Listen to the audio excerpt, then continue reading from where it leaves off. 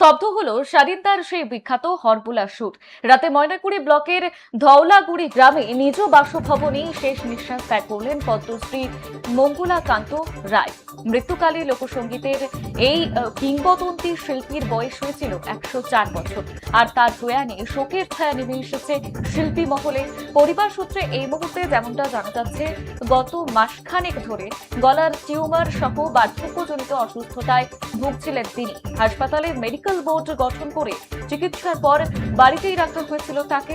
আর গত এক সপ্তাহ ধরে খাওয়া দাওয়া সম্পূর্ণরূপে ছেড়ে দিয়েছিলেন তিনি। অবশেষে শুক্রবার রাত 1:30 নাগাদ তিনি প্রয়াত হন।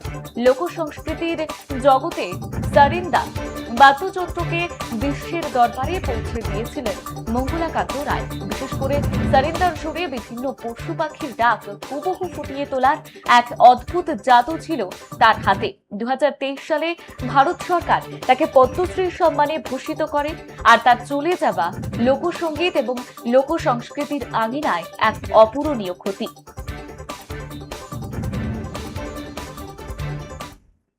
দাওয়া সমস্যা প্রথমের দিকে ছিল না, খাওয়া দাওয়া সব কিছু খাওয়া দাওয়া করছে।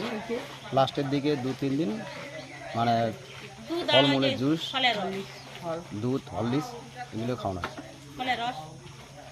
মৃত্যুকালে বয়স কত হলো? 104 বছর। 104 বছর। বাড়িতে কাকে কাকে রেখে গেলেন? বাড়িতে মা আছে, 3 ভাই। উত্তরবঙ্গের একজন বিখ্যাত এর সময়টা হচ্ছে 1টা থেকে 1:30টা অবধি টাইম। কি সমস্যা ছিল? সমস্যা গলার মধ্যে টিউমার ছিল। কতদিন ধরে এই সমস্যা? এটা তো মাসখানেক হয়েছে। মাসখানেক ধরে। ডাক্তার তো দেখিয়েছিলেন, ডাক্তার কি বলেছিল? ডাক্তার দেখার পরে ওইখানে ডাক্তার তো মানে হসপিটালে তো বাবা ওইখানে থাকবেই না, তো তার জন্য ওইখানে বোর্ড বসছে ডাক্তাররাও, তখন রাখবে না বললো। বাবা নিজেই বাড়ি আসবে, তার জন্য বাড়িতে নিয়ে আসছে।